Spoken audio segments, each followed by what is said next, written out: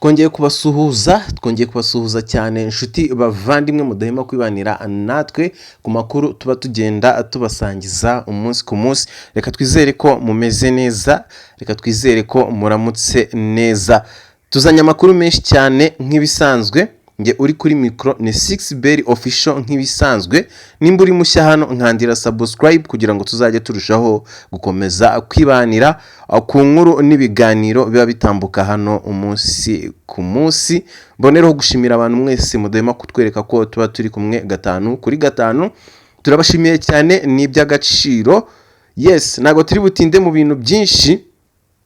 Bibutsa ko twafunguye urubuga rwa WhatsApp tuzajya ducishamo amafoto n'amavideo biba byaturutse ku rugamba. Bibutsa ko biba bitemewe kubicisha hano ku rubuga rwa YouTube kubera ko harimo amashusho aba ateye ubwoba. Bityo rero twafunguye urubuga rwa WhatsApp tuzajya adusharingamo ano mafoto n'amavideo. Kwinjira rero nakundi na pininze link muri comment, uragenda ukandeho urahita winjira ku buryo bworoshye cyane ujye ubasha kubona amafoto n'amavideo biba byaturutse ku rugamba. Ngayo nguko rero turi mu gitondo cyo ku itariki 6 Ukuboza umwaka wa 2025. Tuzanye amakuru menshi cyane nk'ibisanzwe nkuko mumajije kubimenyera, ariko reka tubanze twihanganishe abarundi kubwo kubura Lieutenant Colonel Atanazi Minani wari umuyobozi wa bato ya 8 y'ingabo z'u Burundi ziri kurwanira muri Repubulika ya Demokarasi ya Kongo, yishwe n'inyeshyamba za M23. Lieutenant Colonel Minani wahoze mu ngabo za kera z'u Burundi ex-FAB, amakuru avuga ko yiciwe mu mirwano yasakiranyije inyeshyamba za M23 n'igisirikare cy'u Burundi FDNB mu gace kahitwa Iruvindi. Tumubwire ngo Imana imuhe iruko ridashira, ndetse n'abarundi mwese mukomeze kwihangana.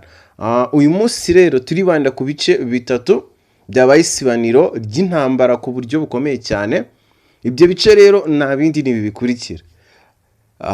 Hariho Plateau do Karehe ku muhanda wa Bunyakirugana Katasomwa, haravuga urusasu ku buryo bukomeye cyane. Ndaje turebere hamwe uko biramutse muri iki gitondo.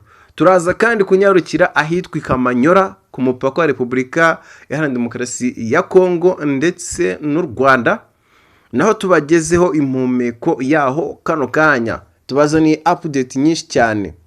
Nanone kandi turaza kunyarukira aho bita Katogota ndetse na Rovingi.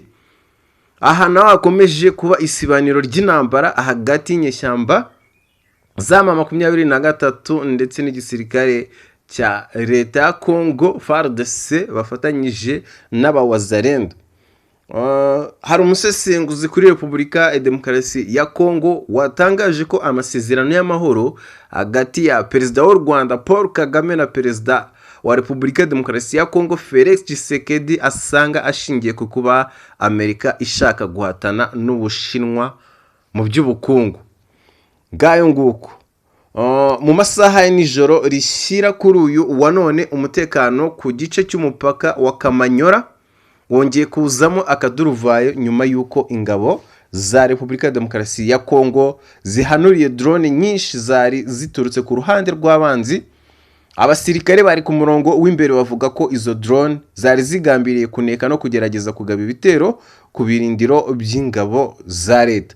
Amakuru yemejwe n'abasirikare bari ahabereye ibi bikorwa avuga ko abahanga ba FARDC mu kurasa ibikoresho byo mu kirere bahise bakoresha ibikoresho byabo bihanitse, maze babasha gukuramo izi drone zose zari zimaze iminota mike zigaragara hejuru y'ikiraro na zone z'umutekano ziri imbere. Aya makuru yose turayafite ku buryo bw'amafoto n'amashusho, ndetse tugiye kubicisha muri group. Nizere ko wamaje kwinjiramo. Nababwiye ngo kwinjira nta kundi, reka mbisubiremo. Uragenda ukande kuri link na pininze muri comment, urahita winjira ku buryo bworoshye. Uraza gusangamo ano mafoto n'amavideo kugira ngo tubahe ukuri kuzuye cyane. Abaturage batuye hafi y'aho imirwano yakomeje bavuze ko bumvise urusaku rw'amasasu yo mu kirere, bikaba byakurikiwe no kubona umurabyo w'urumuri rwerekana rwerekanaga drone zimanuka zishegeshwe, ntihamenyekanye neza umubare wazo, ariko abari ku murongo w'imbere bemeza ko zari drone nyinshi cyane. Iki kikaba ari igihombo gikomeye ku mutwe w'inyeshyamba M23. Ku ruhande rwa FARDC bavuga ko bari gukora ku rwego rwo hejuru, bavuga ko iki gikorwa kigamije gukomeza gusubiza ku murongo ibikorwa byose, ndetse bagakomeza guhashya abanzi no gukumira ikoranabuhanga rishobora guteza ibibazo ku baturage ndetse n'ingabo. Umutekano muri aka gace uracyagenzurwa by'umwihariko, kandi n'ingabo za FARDC zikomeje guhagarara neza no kuba maso mu gihe ibikorwa by'indege ntoya zikoreshwa mu ntambara bikomeje kwiyongera. Mu nyemerere turamburire hamwe izi mpamba z'amakuru dusesekaranye hano, turamburire hamwe page zose z'amakuru, tuyashyire ku murongo w'ukuri kuzira impuha. Mu nyemerere tugarukeho inyuma gato. Mu masaha ya mu gitondo cyo kuri uyu munsi, amakuru yizewe yatanzwe n'abashinzwe umutekano yemezaga ko hari abarwanyi b'inyeshyamba za M23 bishyikirije ingabo za leta ku bushake, ziyobowe na General Bahigi Maguru, zikorera mu gice cya Kare. Abo barwanyi bakaba bari bashinzwe paratuni hejuru ku misozi yahazwe nkaho Plateau de Karehe, hafi ya Bunyakiri ndetse na Katasoma. Tubibutse ko kuno munsi wabanje, ni kuvuga ejo hashize, hari abandi barwanyi 4 bari bamaze kwishyikiriza nabo ingabo za leta, maze bahita boherezwa ku ngabo za FARDC muri regima ibarizwa i Bunyakiri. Uko ibintu byari bihagaze ku masaha yo mu rukerera rw'uyu munsi mu masaha 10 gutyo, inzego zishinzwe umutekano zatangazaga ibi bikurikira ku murongo wa Bunyakiri na Katasoma. Abarwanyi 56 b'inyeshyamba za M23 tayari bamaze gushyirwa hasi, mu gihe abagera kuri 14 bafashwe ari bazima. Ibi byose ni amakuru y'agateganyo akiri gutunganywa, kuko imirwano ikiri gukura kandi ahari hagenzurwa hose, agomba kugenzurwa hose hatarashyirwaho raporo ya nyuma. Bivuze ngo iyi mibare yose ishobora kuza kwiyongera. Reka twerekeze mu burasirazuba bw'intara muri Kamanyora, umujyi uri ku rugabano hagati ya Repubulika Demokarasi ya Kongo ndetse n'u Rwanda, hafi ya Bugarama. Kuva mu rukerera rw'ejo hashize kuwa gatanu, haravuga kwimuka ko abaturage benshi bahunga umwuka mubi w'imirwano berekeza ku ruhande rwa Bugarama mu Rwanda. Iyi ni imwe mu ngaruka zikomeye ziri guterwa n'imirwano mu nkengero z'aho abantu batuye cyane. Nubwo ingabo za FARDC n'abawazarendo zivuga ko ziri kugumana icyerekezo cy'imirwano ndetse ko urugamba barufite mu biganza byabo, abaturage bo bahitamo kwirinda kwinjira mu bibazo bishobora kubakururira impfu cyangwa ibindi byago. Mu bindi bice byari bikomeje gutera impungenge harimo Katogota, ahabereye imirwano ikomeye nanone mu rukerera rw'uyu munsi. Byatangajwe ko ku masaha ya mu gitondo imitwe y'inyeshyamba ya M23 wari uri kurasa ku birindiro bya Ruvingi kubera impamvu zitaramenyekana neza. FARDC n'abawazarendo zari Katogota nizahise zisubiza umuriro wavaga ku nyeshyamba, bituma abari ku ruhande rw'abanzi bibwira ko ingabo z'igihugu zamaze kwikura ku murongo. Hanyuma inyeshyamba z'ama 23 zigerageza kwinjira mu gace ka Katogota, basangwa cyangwa se bahita bagwa muri ambushi cyangwa se igice cy'amasasu aturutse impande zose. Icyo nicyo cyatumye bamwe bashyira intwaro hasi, abandi barafatwa. Ngayo nguko iyo ni strategy ikomeje kwerekana ubuhanga ndetse n'ubushishozi bw'aba basore ba FARDC n'abawazarendo, kubera ko babashije gutega ambushi umwanzi bibwira ngo bamaje kuva mu gace. Aha niho rero haturutse amakuru yemeza ko abenshi bafashwe ari bazima, abandi bakaba bari bamaze gushyirwa mu maboko ya FARDC kugira ngo hakorwe iperereza. Dushingiye ku makuru y'ejo ku isaha y'isa 8:53 ejo hashize, FARDC n'abawazarendo baravuga ko imirwano yari ikomeje cyane cyane mu majyepfo ya Kamanyora, ahari kugenda hashingwa ibirindiro bishya by'ingabo z'igihugu. Ku rundi ruhande ku ntera ya Rubarika, Businga ndetse na Ngomo, imitwe y'abanzi ivugwaho ko yakubiswe ku buryo bukomeye cyane, icika imbaraga birangira ihasize ibikoresho inatakaza abantu bayo maze isubira inyuma berekeza ahitwa Ngoma. Imbonerahamwe z'umutekano zivuga ko imirwano muri ibi bice bishobora gukomeza igihe runaka bitewe n'uburebure bw'ahantu, imiterere y'imisozi n'uburyo imitwe y'abanzi igenda ihindura aho ikorera.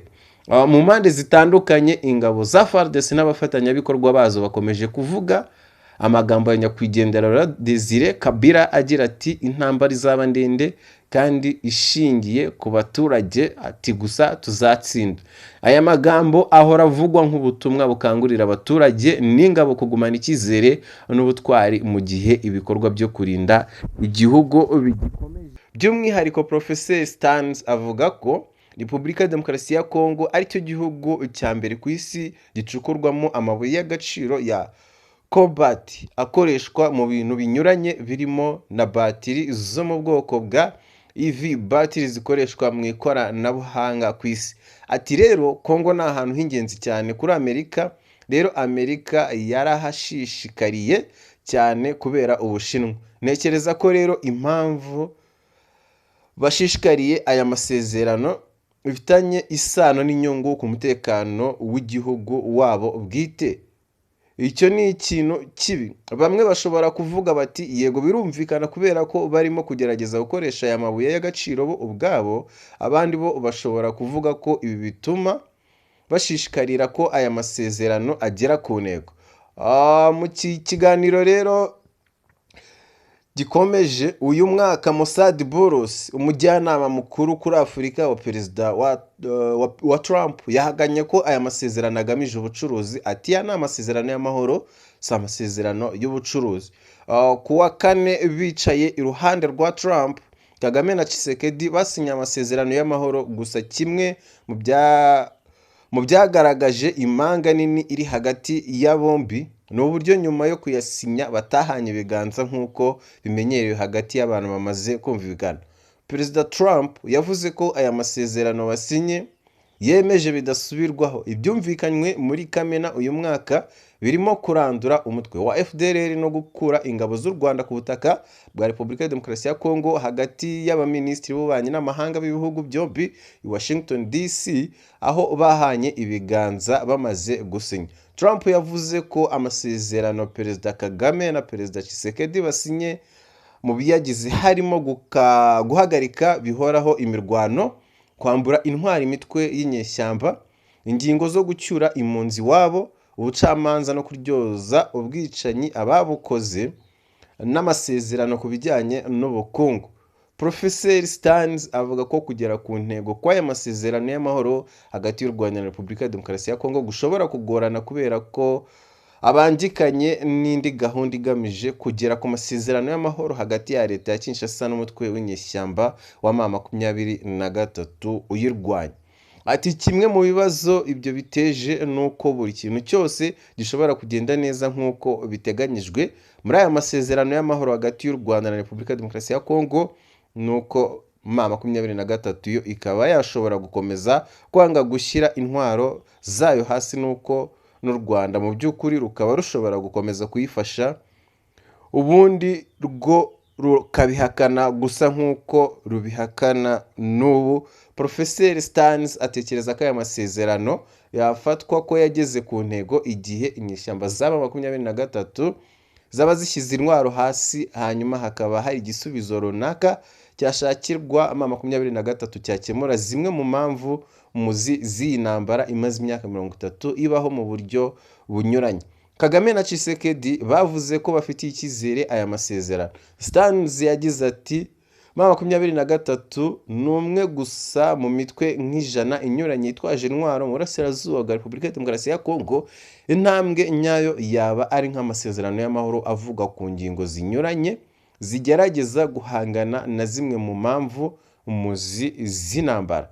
M23 yo ubwayo itaritabiriye isinywa ry'aya masezerano y'I Washington kuko isanzwe iri mu biganiro by'amahoro na leta ya Kinshasa i Doha muri Qatar. Yatangaje ku rubuga X ko imirwano yakomeje kuwa gatanu ishinze ingabo za leta ya Kinshasa, FARDC n'abafatanya bikorwa bazo kugaba ibitero mu ntara ya Kivu ya ruguru na Kivu y'Epfo ibipfo byiciwemo abantu. Ntacyo FARDC yahise itangaza kuri ibi birego bishya byaba 23, ariko muri iki cyumweru umuvugizi wayo yashinjije M23 kuba ariyo igaba ibitero ku birindiro bya FARDC. Avuga ko M23 ikora igikorwa ikavuga ibinyuranye nacyo kugira ngo iyobye uburari. Kuva mu ntangiriro z'uyu mwaka, M23 igenzura umujyi wa Goma, umurwa mukuru w'intara ya Kivu ya ruguru, na Bukavu, umurwa mukuru wa Kivu y'epfo, n'ibindi bice byinshi byo muri izo ntara.